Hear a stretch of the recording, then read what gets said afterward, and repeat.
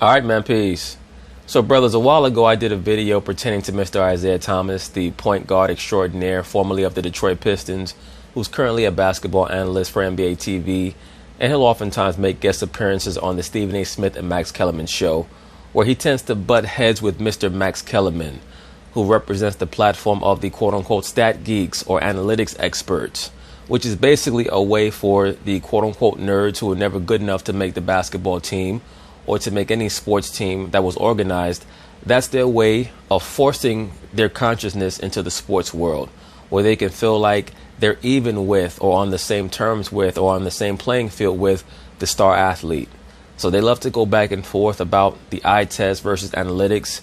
Isiah Thomas has tried to inform Max Kellerman in the past about the importance of understanding the game of basketball and the nuance aspect, and how everything cannot be broken down through numbers and stats and analytics. Well, Max Kellerman always tries to go back and forth with him because he knows that he can hide behind numbers, and as long as he can hide behind numbers, he'll make himself relevant to a former star athlete. Well, they recently had a round two in the debate between the eye test versus analytics, and this time it was pertaining to Mr. James Harden and the Houston Rockets. So, of course, they're going to talk about it, and I'm going to chime in. Max and Isiah, how do y'all feel about this point? I throw it to both of y'all. I think that D'Antoni is almost as culpable as James Harden, and here's why. Well, before you continue on, Stephen A. Smith, I'm not going to blame D'Antoni for the issues that the Rockets have directly, because he's shown in the past that he's more interested in moving the ball and getting the best shot. I have to blame Mr. Daryl Morey, who I believe is a frustrated head coach. I think that Daryl Morey is a know-it-all who sometimes is too smart for his own good, and he tries to impose his scientific and mathematical proclivities when it comes to his view on how the game of basketball should be played on Mike D'Antoni. And Mike D'Antoni basically just acts as an intermediary between Daryl Morey and the team. And I think that's why the Houston Rockets play in the style that they play. They play very robotic, very predictably. To get to your point, Zeke, we're talking about James Harden, the three-point shooter. Because if you look at his numbers, he attempted over nearly 1,200 shots this year. And 800 of them, he took about 800 more threes than he did twos. So what I'm saying to y'all is, when you look at it from that perspective, like 1,099 shots and about almost 1,000 more threes than twos, I'm looking at it from the standpoint, guys, he's focused on the three, but when you talk about Chip... Right, but is it James Harden who's focused on the three, or is it Daryl Morey? And Daryl Morey is forcing Mike D'Antoni to compel James Harden to play that way. Championship, Zeke. You talk about putting the ball in the hole. Maybe James Harden shouldn't be focused on threes. Maybe he should just be focused on scoring. Yeah, and we had this conversation before about the Rockets' strategy in terms of only being able to score from three areas. And when the playoffs start... You guys did not have the conversation before. You had the debate before. And you made Max Kellerman look bad. They're going to take that three-point shooting. Those percentages are going to go down. And that's what has happened to Harden in every series. Utah, now here in Golden State. So he can get to the basket and score. But D'Antoni's philosophy and the Rockets' philosophy only allows you to score from three areas. That's the three-point line. Well, you can't really call it D'Antoni's philosophy. That's Daryl Morey's philosophy. Because Mike D'Antoni did not coach the team like that back when he was presiding over the Phoenix Suns. So this is clearly a Daryl Morey thing more than a Mike D'Antoni thing. And certain people might say, well, what about when Kevin McHale was the coach? They didn't quite play like this. Well, they played like that more than people think. They preferred the three-point shot. And I think that Daryl Morey was trying to impose his will on Kevin McHale. Kevin McHale was a little bit more rebellious against what Daryl Morey was compelling him to do, and therefore he got removed. That's why they brought in Mike D'Antoni in the first place. That's layups and the foul line. But what Golden State and Utah has successfully done to Harden is made it much more difficult for him to score at the three-point line. Now, if Harden would accept the mid-range game a little bit, or if Daryl Morey would accept the mid-range game a little bit. This is why I separate from Isiah, because I think that, and even I do this sometimes, we have the tendency to blame James Harden for everything, and I can't blame him for everything when it's very clear that if his coach was asking him to utilize the mid-range game more, he would be doing so. And Harden actually did utilize the mid-range game a lot in OKC. I believe that in Houston, they're telling him only take three-point shots or drive to the basket. Do not take mid-range twos. And what that does is that makes the offense very predictable, and a high basketball IQ team is always going to shut him down, very similar to how the San Antonio Spurs or the Golden State Warriors are able to nullify LeBron James, because you know where he wants to attack from. No matter how brilliant a basketball player LeBron James is, when he faces a high basketball IQ team, going against a high basketball IQ individual, the team is always going to win. And open up that fourth scoring area, then he would shoot a better Now percentage. I agree with you. He would score more points. Just for clarification here, Harden attempted 1,909 shots, 1,028 of them of the 1909. 1,028 of them were threes. Yeah, listen, I think you and Isaiah are making actually an analytics argument. What you're saying is, what you're saying is, Max, the three-point shot is worth more in the regular season because it's easier to come by. As that gets more expensive, as you got to... That's a huge assumption. See, what happens is when you try to introduce your argument based on a supposition or an assumption, that's when he has to get cut off. His argument should get cut off from the very start. Because if he's going to proceed from a false assumption, that means that everything after the false assumption is false. Max Kellerman states that the three-point shot is easier to come by in the regular season than it is in the postseason. Well, actually, the three-point shot is only easier to come by if you're a good three-point shooter. That's it. There are players who are better mid-range shooters or better post-up players than they are three-point shooters.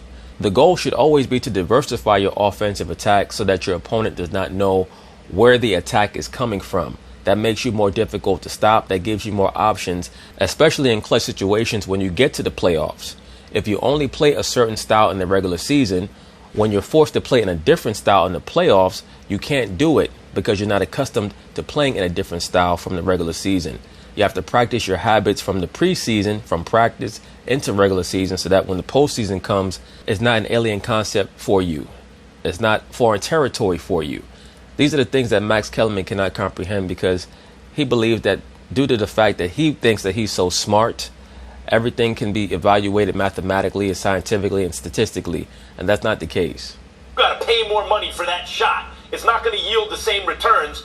Now the mid-range is worth a little more because that comes cheaper, right? So I agree with you, say the mid-range a little bit. The issue is if you give in, you have to be judicious about the way you use that, because if you're counting by twos with Harden against the Warriors, now you got no chance.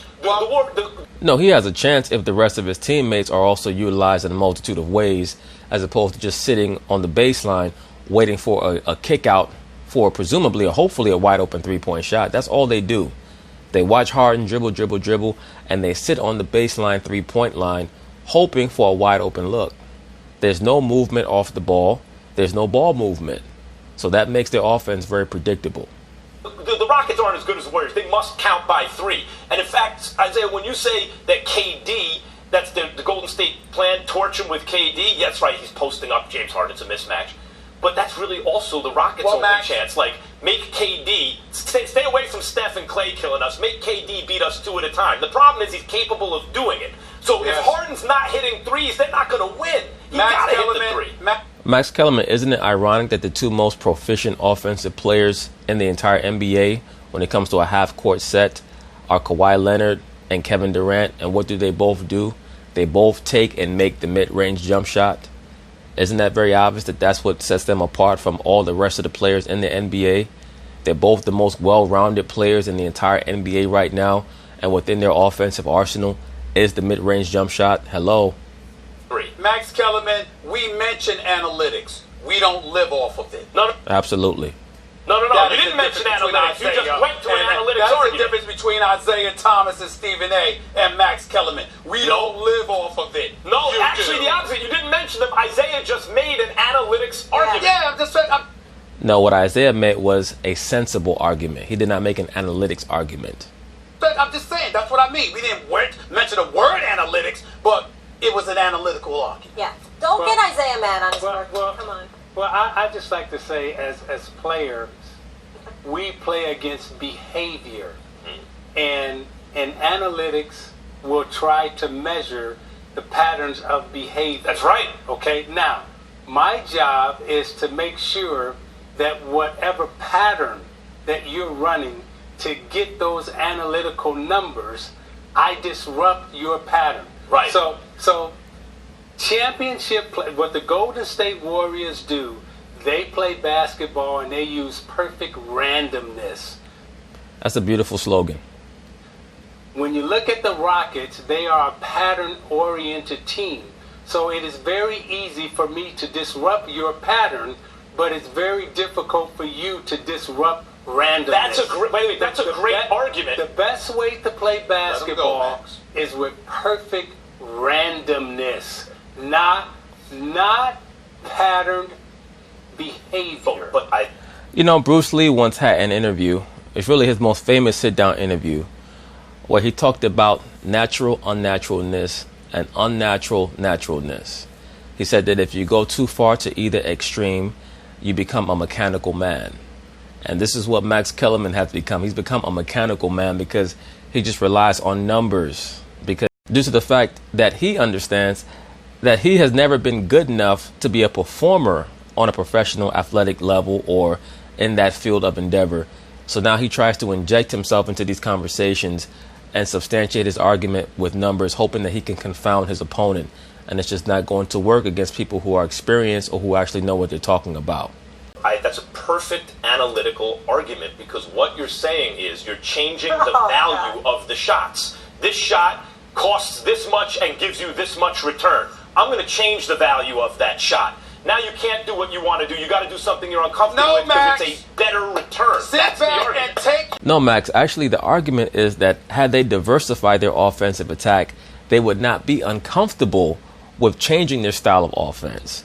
That's Isiah Thomas's point. That's why he states that Golden State is a better team than Houston, because they approached the offensive side of the basketball court with the understanding that we have to utilize all 5 forms of scoring, not just 3 out of 5. Once again, the reason why Golden State knows they can make the Rockets uncomfortable is because they know that they're so set in their ways that when you force them to have to take 2-point shots, they're not going to do it, because they're programmed to only take 3-point shots or layups. If you approach the offensive side of the basketball saying, we're going to exhaust every avenue that we have to score, whether it's mid-range, post-up, 3-pointers, take it to the basket, free throws, or what have you, then there's nothing that your opponent can do to make you uncomfortable. For example, that's the difference between a fighter like a Floyd Mayweather or another fighter who might have great power in their punches or a great jab or just great defense. When you force them into positions that they're not comfortable, they're going to lose. The reason why Floyd Mayweather is so difficult to defeat is because there's nowhere in the ring that he's uncomfortable. He can fight going backwards. He can fight coming forwards. He can fight left-handed. He can fight right-handed. Same thing with Terrence Crawford today. That's what makes them elite. Your basketball lesson from that man. Period. Give me an take the lesson. Just take the lesson. Perfect randomness. Perfect That's where we're leaving it. But anyway, that's basically it on that. I enjoyed Isiah Thomas's dissertation yet again. We'll see what happens with the Rockets and the Golden State Warriors. So peace.